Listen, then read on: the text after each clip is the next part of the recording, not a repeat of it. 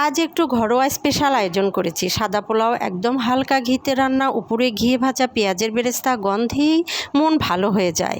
মজার ব্যাপার হলো গরুর কলিজা আর মুরগির মাংস একসাথে রান্না করেছি। দুটোই স্বাদ এক হয়ে যেন এক নতুন জাদু তৈরি করেছে। সঙ্গে ছিল কয়েকটা নরম আলু, ঝোলের স্বাদ পুরোপুরি টেনে নিয়েছে। সাথে পরিবেশন করেছি টুকরো করে কাটা শসা, পাতলা করে কাটা পেঁয়াজ, টাটকা কাঁচামরিচ আর একটু লেবু। খুব সাধারণ জিনিস, কিন্তু সঠিকভাবে দিলে খাবারটা হয়ে যায় একেবারেই পরিপূর্ণ। রান্নার পুরোটা আমি দেখাইনি, আজ শুধু পরিবেশনের মজাটা শেয়ার করলাম। ঘরের টেবিলে বসেই যখন এমন স্বাদ মন ভরে যায়, তখন বোঝা যায় ভালোবাসা দিয়ে রান্না করলে প্রতিটা খাবার হয়ে ওঠে উৎসবের মতো।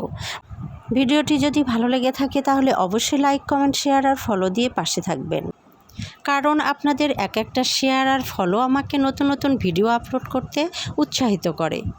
আশা করি বুঝতে পেরেছেন। ধন্যবাদ সবাইকে।